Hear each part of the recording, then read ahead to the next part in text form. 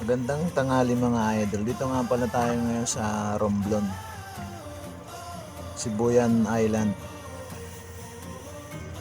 Puntan nga pala natin yung pinagmamalaki nilang Cantingas Resorts. Pinakamalinaw sa buong Pilipinas na ilog. Dati nag number 1 to siya, nag number 1 ngayon. Number 2 na lang. Ito nga pala yung pinaka-entrance nila. Mura lang ang bayad dito. Nasa 30 pesos lang. Pero hindi pa kasama yung motor.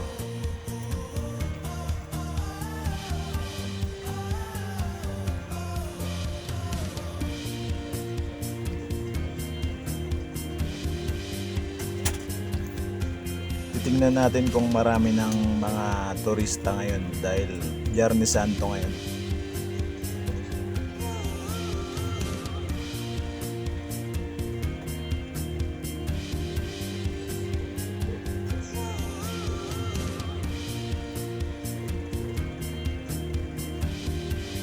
Dito na nga pala tayo mga idol. Hanap lang tayo ng mapaparkingan. At dito na tayo magpaparking.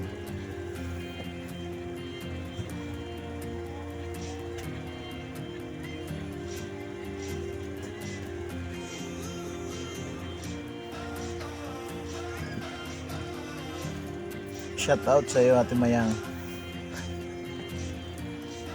Ayan kasama namin.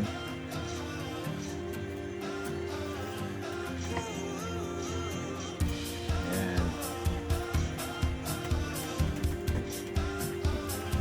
Welcome Cantingas River Resorts.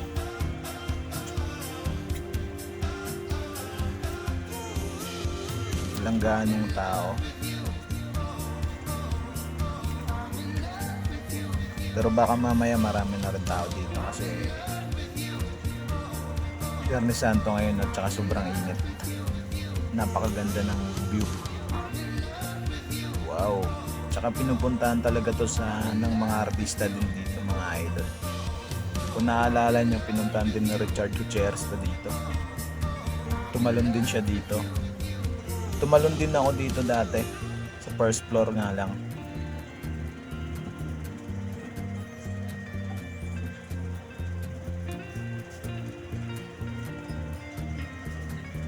Lapit pa tayo doon para makita natin.